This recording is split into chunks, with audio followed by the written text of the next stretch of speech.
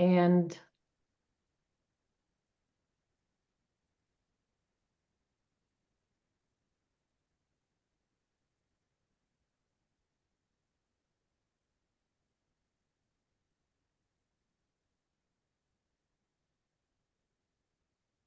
okay, everyone, welcome. I'm so delighted that you're here tonight for Write It Down or It Never Happened, the ADHD Guide to Notes and Labels.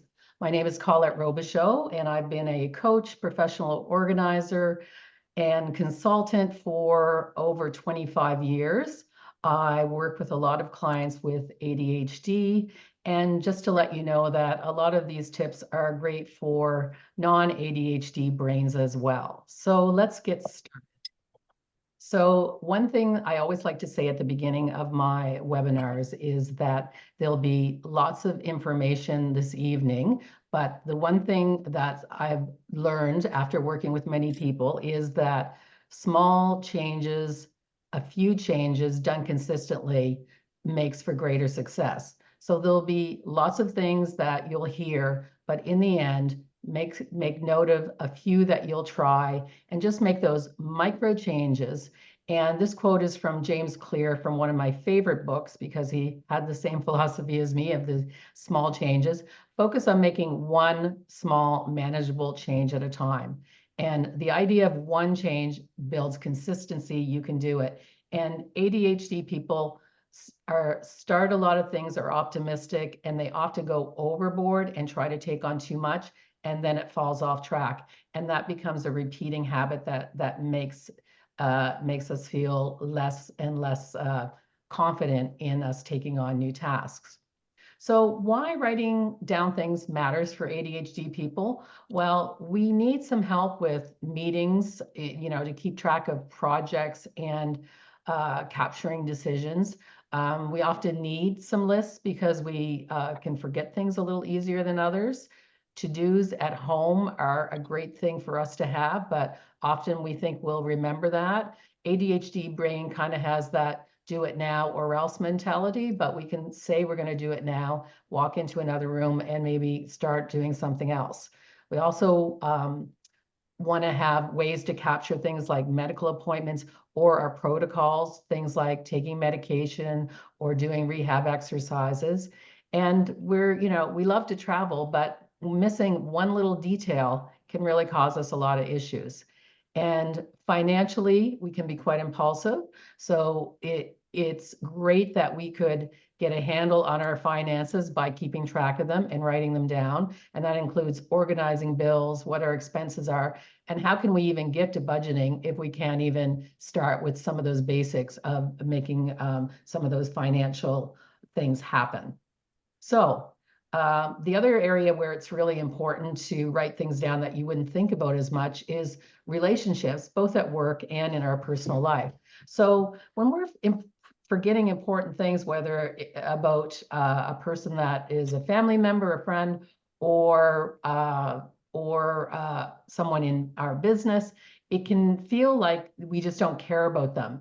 And that in no way is how we can feel in truth. But writing it down can help us to remember those important things more. And, even jotting down things that we want to say in a conversation can really help as well. We may be needing to talk to someone and we easily get off track. We're storytellers. We go a little deeper sometimes than need be. So even if we just had a little piece of paper that said, at the end of this meeting, this would be a success if I just said these two things. So again, for work or personal life, it's very important. And a lot of times we might be reminding people of things or those constant reminders could be called nagging. So if you have conversations about sharing responsibility and writing down where those responsibilities are shared, that can really help a relationship as well. So writing things down to let people know how grateful you are, sending someone a note about a dinner party you were at, strengthening those connections and trust, because a lot of times we can miss a meeting or we forgot to meet the gals for a glass of wine or something like that. So things like writing down the appreciation and checking in on someone to say, are we still on for tonight? That can really save us in a lot of ways. And because people with ADHD can be quite, have intense emotions that can be really high and really low and change very quickly, journaling and writing in a journal can really help us, sort of reflect on some of the things that happen during the day, and it can improve our emotional balance in our relationships as well. So writing things down is more than a memory aid. It's really a productivity tool. So no matter what methods you're going to adapt tonight, note taking or writing things down or labeling things can help us stay organized, and they can help us focus as well. So we also know that being organized reduces stress, and writing things down will ensure that the tasks get done, not only get done, but done efficiently.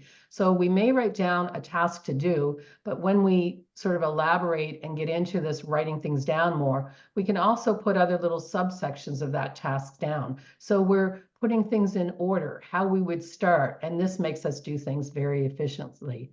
So when we put things to print or keyboarding it in, it's the beginning of a commitment to take action. And often that activation from thought to action can be very difficult for the ADHD brain. So that first step of taking action and activating can be that writing, and it can be even what I often say is, if here's the first thing I have to do, what are the next 3 steps after that? So you don't have to have a list of 20 things, but after you do so many of those things in order, you can say, what are the next steps as well?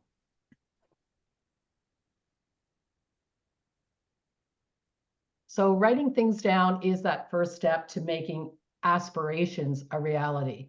It was funny, I had a conversation with a friend of mine this week, and she was talking about how she wanted to go to Portugal and take a month off and work, work from there. And she had finally said, I'm going to put it in action. I'm going to, just start a document and just start writing a few things down. And oddly enough, all of a sudden, a friend of hers knew someone that had a timeshare in Portugal, and we were talking how just when you create those first steps, how often things start to fall into place. And I know I do a lot of project management over the years. I've done a solo trip around the world. I've done a lot of traveling to about 50 countries myself. So there's lots of details and things, and it all can start. Sometimes I just open a Word document and just put a title on the top and save it, because that for me is aspirational and meaning I have started this. And then instead of when I think of things and let them float around in my head and disappear, I'll either write them down at the time, or then I'll type them if I'm at my computer. So that's one way that we're sort of taking those ideas and turning them into tangible actions. Because as we write it down, we can, we're looking at that and saying, oh, what goes along with that? What would that step be? And sometimes we're making the whole roadmap to success with our writing, but a lot of times people don't think linear like that to do it in order. So other things in writing things down can be a process called mind mapping that you can search, that is more a visual, and it can be kinesthetic when you're writing, and that sort of fits with an ADHD brain a little bit more as well. And a lot of ADHD brains tend to be more creative. So to do a linear process sometimes can be constraining. And there's a lot of research that says brainstorming happens more when you are writing things by hand. And even in the mind mapping scenario, if you're doing it on a small piece of paper, it generates ideas. But if you're doing it on big flip chart paper and changing colors and the bigger movements, it even brings more. Somehow it activates something in our brain. And again, that word activate is something an ADHD brain is needing. So anything, tools that we can find that have that activation are really important for us to look at as tools in our toolbox. So the act of that physical writing can improve that working memory where there is often a deficit. So a lot of ADHD coaches work with students often have them doing a physical planner, an agenda book more than even an electronic calendaring app. They have found that to be much more successful.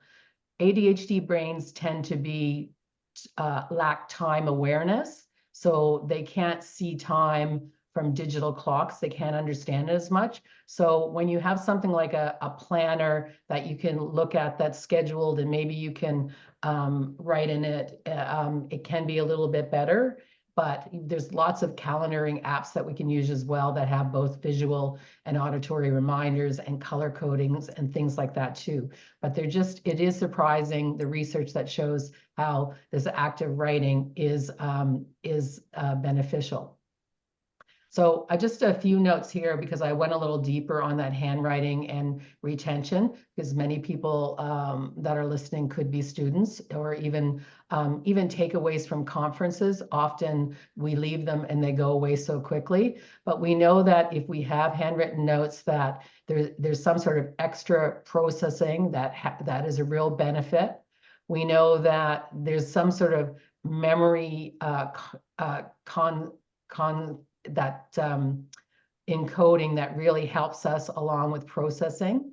And also it supports better comprehension. So we have a better recall. Somehow that slowing down of writing by hand allows us to remember that information more. So things to take away, because we have to balance a lot of things about preference, timing, all kinds of things. But again, I just wanted to give you some of these ideas. I try to get data on things and not just have hacks, but things that are backed up by science.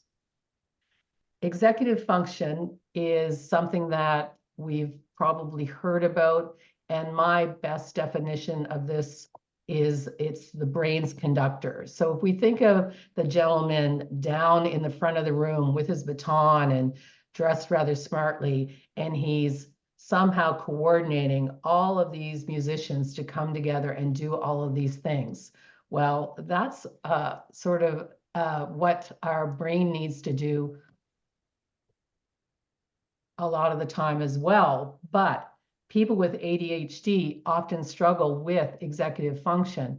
And now people are calling it executive function disorder, is almost the same as is what we call ADHD.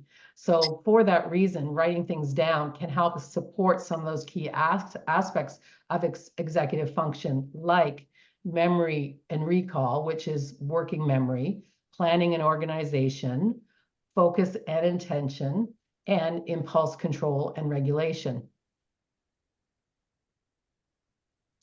So people with ADHD have impaired working memory. And that is, that's what's happening to me right now. So working memory is that ability to store things for just a short period of time. If we think of it in comparison to our computer, the working memory is the RAM and the long-term memory is the hard drive.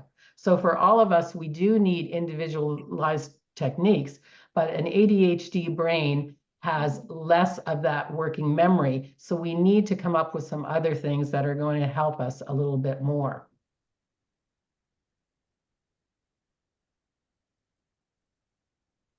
So I always thought of working memory like a shelf in your brain. And I've had a terrible short-term memory long before I knew about ADHD or anything like that. So, but think of a shelf and you have so many things on it. And if you add it on the other side, things would just fall off this shelf. And a way to think about that is, let's say that you're telling me to go to the grocery store and you're saying, hey, Colette, why don't you get me some milk, some bread, and some butter? And I'm just shutting the door and you scream out, hey, get me some pop and chips as well. So in my brain, I'm remembering pop and chips and the other things that dropped off the shelf for me. So I have to come up with ways to deal with that. And that's why I'm such a big believer in writing things down. And again, I've been doing this for a long time and I do it in every way possible. And at first, when I have people close to me seeing how I write so many things down, they think it's a little different. But for me, it's an accommodation I also have auditory processing disorder, which a lot of people with ADHD also have, but you can have auditory processing disorder without a diagnosis of ADHD. So things to think about with your brain when people are telling you something orally, just really check yourself and say, how can I capture this in the moment? And just make people aware that you have to write it down. Know your own brain. And so we want to know what accommodations we need to make, what that environment for success looks like for us, what makes it easier.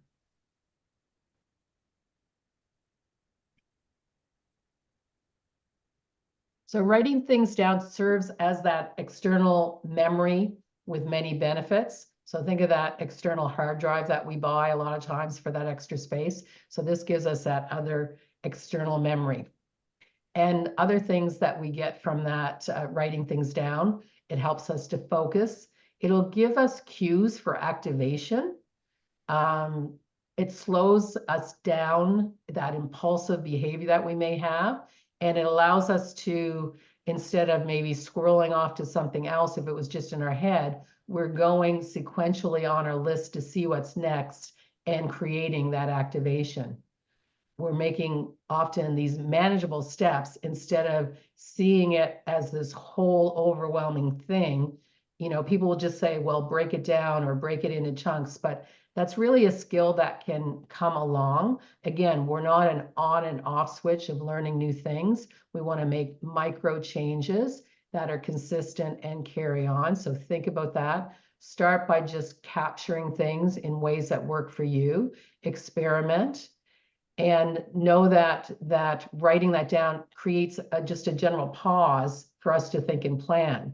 So that's a great way to extend our way of being more organized as well.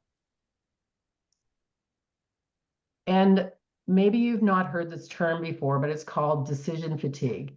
And decision fatigue is something that I talk to my clients a lot about, even when I'm just booking clients. A lot when I'm doing residential organizing, I do downsizing, help people move, help people declutter, and they're making decisions on what to keep, what to give to loved ones. Will they sell it? Will they give it away? Will they put it by the curb? And I tell them ahead of time to be very careful when they're scheduling to not do something heavy duty the night before, like a concert or out drinking with their friends, and maybe make sure you're not running off to something else afterwards. And often people are very surprised at how tired they are just because we're making decisions. I can sit with someone not doing physical things, but dealing with paperwork, and they're very, very tired. So we want to combat that decision fatigue by limiting those decisions and reducing our overall mental load by making choices that are simplified. Those little micro decisions go away. I remember Obama years ago commented on how he chose his wardrobe. He would wear the same suit and shirt and tie Monday, Monday's the same thing, Tuesdays, and it would be all laid out. And when he was asked about that, he said, I have bigger things to think about and use my mind for than to be dealing with these simpler tasks. And I think there's something that can really be taken away with that. So we could make a list of, what you're going to wear for the week. And I know this is all planning and all aspirational, but I just want to give you ideas about how that short term, and again, just picking a few of these little ideas, can really reap the benefits. It's sort of like putting your money in the bank. It's a little bit now that you're not spending on the fun stuff, but it's going to call it, be interest, or it's going to be saved for a trip or something later on. So, labeling lets us know where things are, so we don't have to think, where did I put that? We'll know that, we'll see those labels. And also transitioning between tasks without that mental strain, a list can help us with that as well. So lists and writing and labeling can really help us combat decision fatigue. So I've got some quotes here from some smart guys. The two quotes on the top, Tim Ferriss and David Allen, are known for productivity, and probably many of you have read articles or books or podcasts by them. And both of them are a big believer in journaling and writing things down and freeing up that mental space. And the two quotes on the bottom are from some guys from way back, so it's not a really new idea that Thomas Edison just said, why would I have to, remember things when he could write things down? And these are people that really want to save energy for bigger thoughts. Well, we may not come up with the bigger thoughts like anyone on this page tonight, but we've got a big life to live, and that we know if that's working for these gentlemen and that they have thought about it and articulated that definitely this is something that we should be leaning into as well. So many ways to capture ideas and tasks, and many of these are really personal preferences. But, I've got quite a list here that you can look at. You can, always Google and ask questions. AI now, GBT, you could do prompts there on how to capture ideas and write things down that work for people with ADHD. But, we go everywhere from traditional pen and paper all the way to specific project management software, which is very elaborate. And just a thing on software in general, I find often, as with a lot of things, like we want to buy our way to success. We buy the gym membership. It doesn't mean we go to the gym. We buy the healthy food. It doesn't mean we eat it. That's the same with software. We can buy expensive software. That doesn't mean we're going to use it either. A lot of them can be very elaborate and have a high learning curve. And if we're already busy, we really want to contemplate the timing of doing that, whether you're tech savvy or not, and when there are other things that can work as well. The other thing about an ADHD brain as well is we like novelty. So even though we start with some ideas and do them, we may lose our attention with that and switch them up. So with my non-ADHD clients, often I'm recommending that we do things and stick to it for a long period of time and just stay consistent. And a lot of times with my ADHD clients, when we question what's working, what's not, we may switch it up. So something for you to consider as well, and free up that beating yourself up about it when things are waning and how you look at that. So choosing those right tools for you, you want to think about that, is it easy to access? Is it flexible for you? And ADHD people can like things that are more tactile and kinesthetic, as we mentioned earlier. So we've got the accessibility maybe with the devices, and then maybe with the written side of things, another experience. I like the idea of things being searchable, and keywords, in our electronic filing can be very helpful, whereas creativity tends to work better with some of the physical stuff. And then there's that personal preference, what's your learning style? Can you type really well? Are you tech savvy? All of those things. One thing about doing reminders, as I said, there's the novelty aspect of it. There's also that wallpaper aspect of it. So the sticky note is held in high regard, but the sticky note can become wallpaper and really go away in what its meaning is for a while. Meant for a short period of time, but sometimes it's not as sticky for the long term either. I'm going to talk to you a little bit about some lists. I'm a big traveler, as I said, so I have a very extensive travel list that I've built up over the years. And I usually throw my suitcase in my room a week early, have my list there, and I highlight when things are done. So by highlighting what's done on the list, I only go ahead to where it's not highlighted and I can see what's left to be done. If you're crossing them off, you can sometimes miss things. So I give that as a travel hint as well. And even, what goes in your gym bag, what goes in that hockey bag after you've dried out all the hockey equipment in the basement. Maybe you have a little list, make sure you get these things back in. Another thing that can be helpful is writing out what you remember is your morning routine. And you might just start this one day with a few things and add to it. This is a tool that can be used that if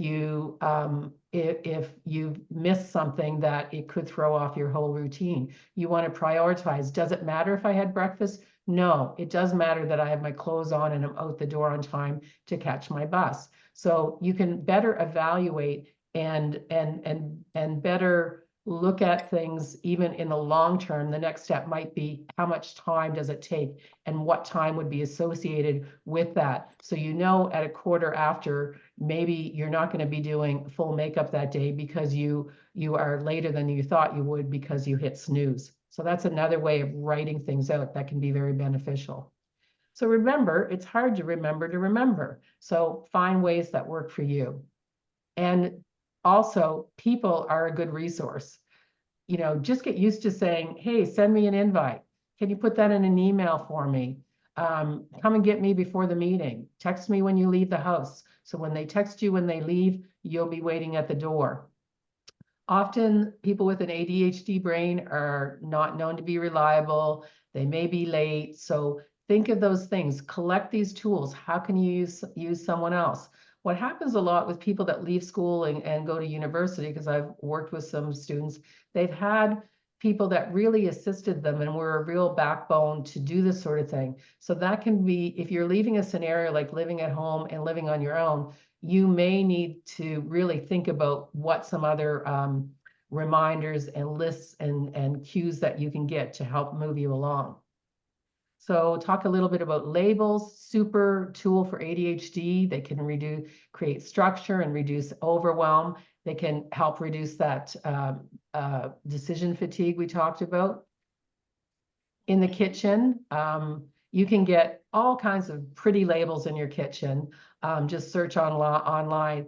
One thing I like, and where I do a lot of moving and you don't always know if things are staying in one place, even simple painter's tape and a Sharpie can do wonders. You can, in the beginning, just put even the painter's tape on the outside of the cupboards as you're arranging, unpacking different boxes.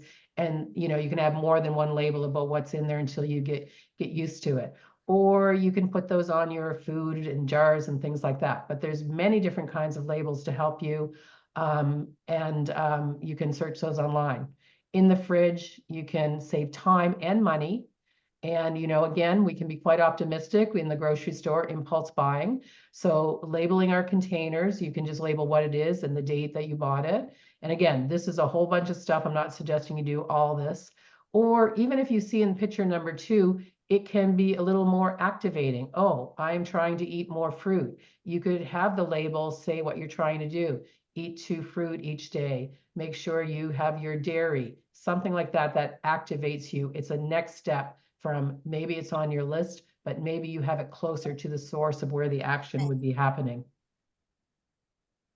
Arts and crafts is another area that people have stuff all over. I find a lot of people buy a lot of arts and crafts material, but they never get them to a state of being organized. Labeling in smaller containers can really help. And in your closet, there's tons of things you can put on your drawers, but also there's these little things that might get you your closet organized that you can put and organize them by different categories as well, if you see in the right-hand corner. Photos, we all have a whole bunch in there. Think about how you might want to label them. Date and year, I'd never remember anything like that. The event, the name of the person, the location. Was it Hong Kong or was it the local park? And I'm sure a lot of us have been very frustrated when we can't find those files that we need and those documents. So, writing proper labeling on your files, folders, and documents improves what I call findability. And that's something when you're in a hurry, you want. If everything was just like this and you knew the files were in there, how frustrating is that? How could you find that? So by labeling things and having a way to find them again, it's much better. So the key takeaway is to stop trying to remember. It just is not something that is, if you say, I'll remember that, I want you to stop and think, how do I capture that? So remember to remember by writing it down. So now I will stop the recording.